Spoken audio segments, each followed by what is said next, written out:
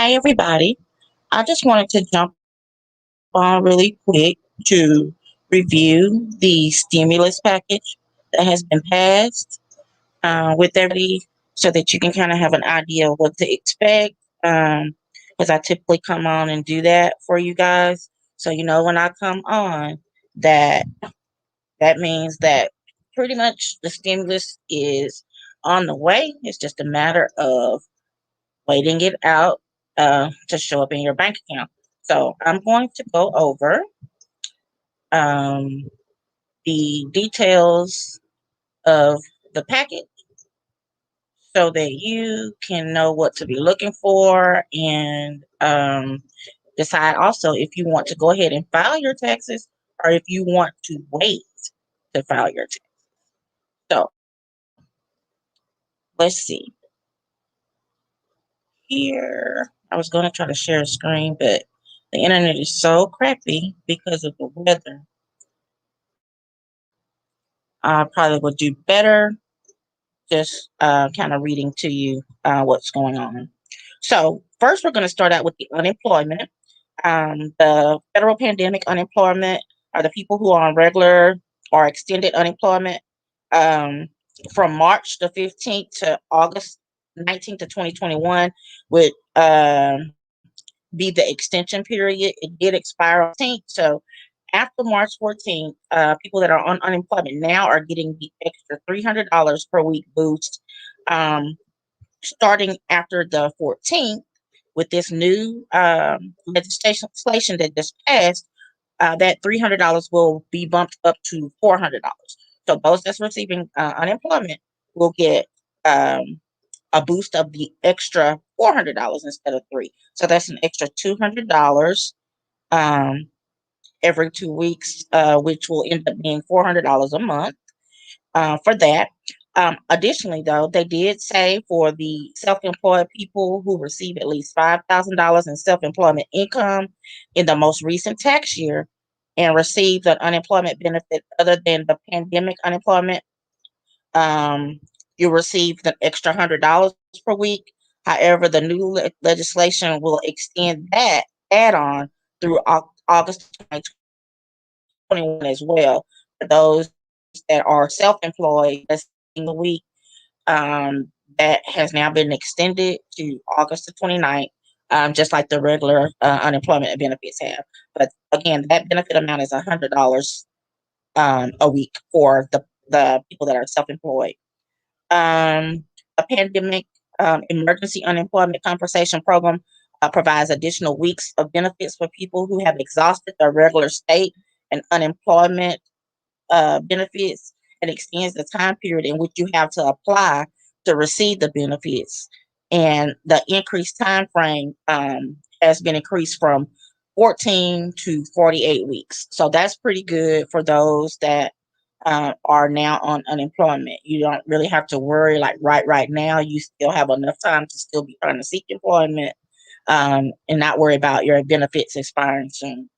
Okay, so the most juicy part, I would say, is the direct payments, which are the stimulus checks. So let's go over those briefly so that you can know what to expect from those. So they have passed $1,400 stimulus check payments, $1,400 per adult or $2,800 for joint filers, and $1,400 per dependent.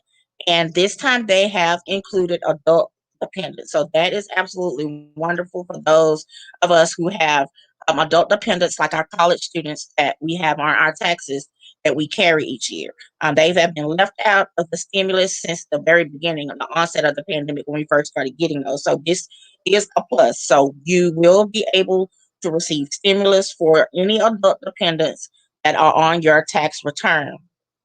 There are income allotments also that where you'll begin to phase out. So the phase out applies to taxpayers whose adjusted gross income is between $75,000 and $100,000 per individual, or $150,000 to $200,000 for joint filers, and between $112,500 and $150,000 per head of households. And they said that these payments will be made rapidly. So that means they're trying to get this money out to us as soon as possible. So make sure that you have updated your banking information on the IRS website. I'll try to go back and link the video so that you will know how to go on that website and go to the non-filer section and just update your banking info if your information has changed since the last stimulus, or if you didn't get anything and you think you're going to get something this time. So I'll make sure that I provide that update for you.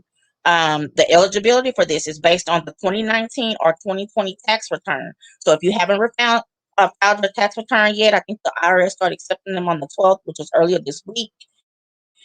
You may want to look at your income versus 2019 and your income that you had in 2020 to see which one would you benefit the most on. Because if you go ahead and file your 2020 tax return and you made more, or you end up in one of these brackets to where you start to phase out, you may want to wait until you get your stimulus payment, because they'll use your 2019 information. So if you think you're going to be disqualified or you think you're going to lose some money, I personally would wait.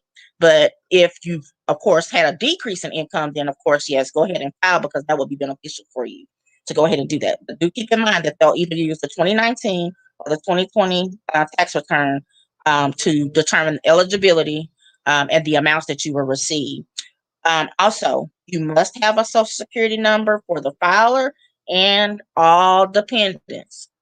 So you can't use a TIN or any other number. You have to have, that person has to have a social security number. So make sure if it's somebody new that you hadn't had on your taxes before, or if you are an immigrant or something like that, make sure that you have all those duckies in a row before you submit that, because they will not send it to you without having that information. So I wanted to make sure that you knew about that. Okay, and then this is something that's a little different that they have passed as well, and this is the Child Tax Credit Advance. This payment will be received monthly and increased from 2,000 to 3,000 for each qualifying child aged 6 or older, or either $3,600 for any children under 6. And 17-year-old children will be eligible, and the credit will be fully refundable, and it will start to phase out at the $150,000 for joint filers, 112,500 for head of household, and then $75,000 for other filers. And then the payments will start to be reduced by $50 for every $1,000 that you're over the threshold amount. So the Secretary of Treasury will start these monthly advance payments of the credit based on your 2019 or 2020 tax return, but they're not sending those out until July of 2021. So that's the target date for those. So again, I know I wouldn't wait till July to do that, but this is just something that's extra. The child tax credit that we typically pick up when we do our taxes once a year, they're going to provide you that in advance starting in 2021 for all your dependents. So you'll get $3,000 for each child that's 6 and older, and $3,600 for each child that's under the age of 6. So that is something to be looking forward to for starting in July of 2021. So that's a good little piece of change. I think it averages out to be they're seeing you like $250 a month, or either $300 a month if it's for the child 6 and under. But $250 a month, and then I think they're gonna do the retroactive. So in July, when they start this, they're gonna pay you from January to July, and then in August you'll get $250. Then September, then October. It'll go on to the $250 increments, or either $300 increments. But they are going to make this retroactive, if I understand correctly. They're just going to wait till July to start sending those out. So I don't know what the reasoning is for that, or if they're waiting to get people to have their tax returns already done so that they can have the most current information. So yeah, that's where we're at with that. So I did want to make sure that you knew that. And then just a disclaimer also, residents of Puerto Rico will be added to the claim and be able to claim the refundable portion of the child tax credit. I don't know why they put that on there separately like that.